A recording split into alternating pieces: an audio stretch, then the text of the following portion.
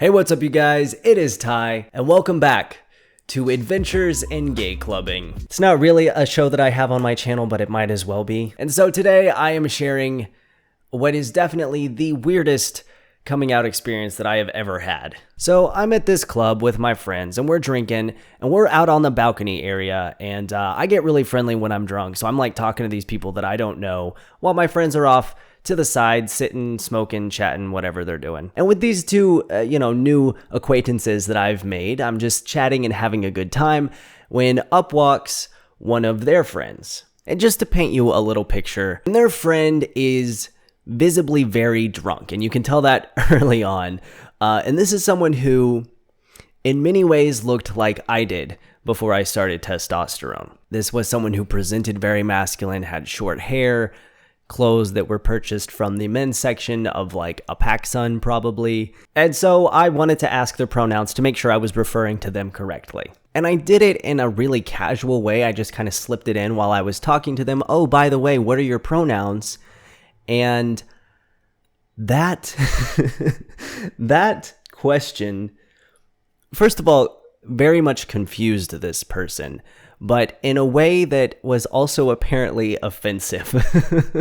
They hear my question and they kind of do like this, what the fuck kind of face, and they're like, what do you mean? Like, what is that? My pronouns, like, I don't know what you're asking me.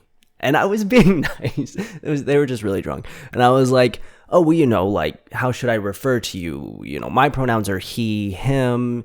Some people are she. Some people use they. And, like, it takes this person a second of, like, just looking at me like I'm the biggest fucking idiot on earth.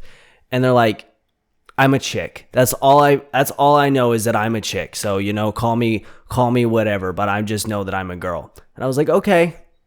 Sorry, maybe I was projecting my trans experience, but I've had a lot of, these interactions where I meet someone who in a lot of ways reminds me of myself pre-T. Maybe they're struggling, maybe they're not. Maybe they're just a very masculine presenting woman, and that's fine. You do you, fam. But I personally have encountered a lot of people who were presenting as like butch lesbians, and then upon meeting me and hearing about my trans experience and being on testosterone, fast forward like 2 months and they come out and they start their transition. So, if I think I can help someone who might be struggling with their gender, I'm going to do that. But I don't ever just push it on people, right? So that was sort of the route that I was taking here. So I started, because of how defensive this person got, I was just like, okay, let me clarify. I wasn't trying to be offensive and say that, oh, what are you? I was just trying to be polite and mindful, because I'm transgender. So I would want people to ask me. That's why. I was just trying to be nice. And so when I tell her that, she's like, what? You? And so I'm like, yeah, no, I was born female and I transitioned to male. And there was a while there where people were still calling me she, and I didn't like it. So I just wanted, I just always want to be mindful. And that sent us down a whole new, drunkenly sort of confused and slightly offended route, where she was just insistent that I was not trans and she was not going to believe me. A drunken cis person who had never experienced a trans person. Imagine that. That was the situation. And so I was fine. Like, I wasn't getting defensive. I wasn't upset. It was a journey for us both, truly. So we're kind of going back and forth. And, of course, she asked me about the downstairs mix-up. She wants to know if I have a dick. And I say, no, I haven't had any surgeries. I've just been on testosterone. She goes, I don't believe you. Prove it. And I was like, well, I mean, here's my chest. Like, I'm lucky. I'm blessed to have a small chest. But, there's still something there. So I'm like, hey, look, you can kind of see a little bit of titty still. So there you go.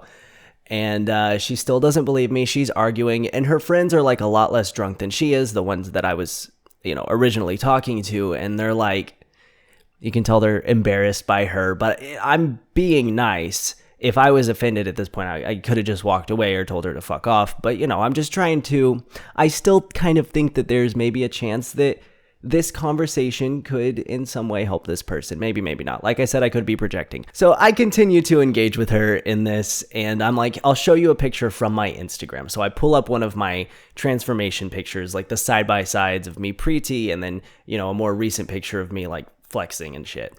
So I show her that, and she's all like, you know, really drunk, kind of wobbling around, and she's like, no, I don't believe you. She's like, show me.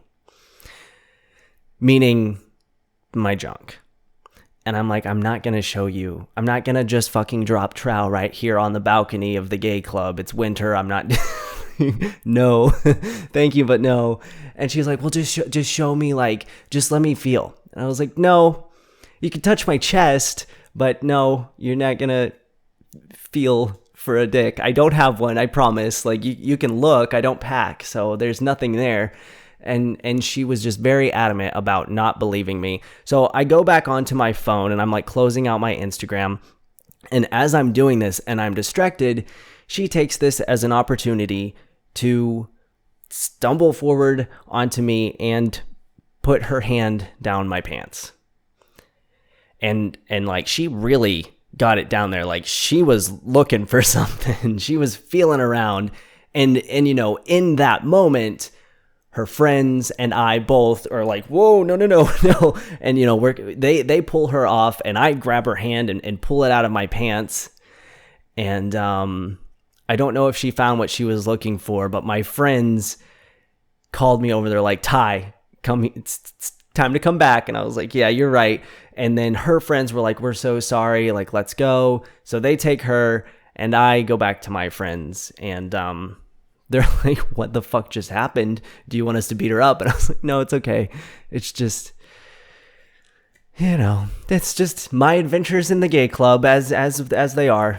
And it wasn't like a traumatic experience. Like, I was engaging with this person that I knew was very drunk and was being really intense about the fact that I was trans. So obviously that was an extremely inappropriate thing to do. And I was not a fan, but it ended up being fine. Like, I'm fine. Me and my friends continued to drink, and we had a really good night.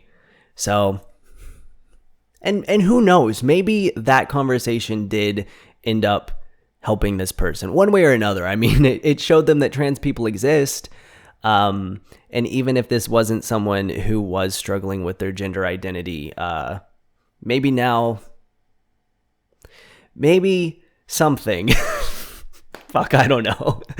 So yeah, that's my worst coming out story. Strange. Shit's strange. Thank you guys for watching. Leave your interesting coming out stories in the comments below. Cis people don't do that. Just, you know, think about that for a second. And if you don't have any weird coming out stories, leave your strangest club experiences in the comments below. I will have a lot of fun reading through those. Thank you guys so much for watching. I hope you enjoyed it, and I'll talk to you soon. Bye.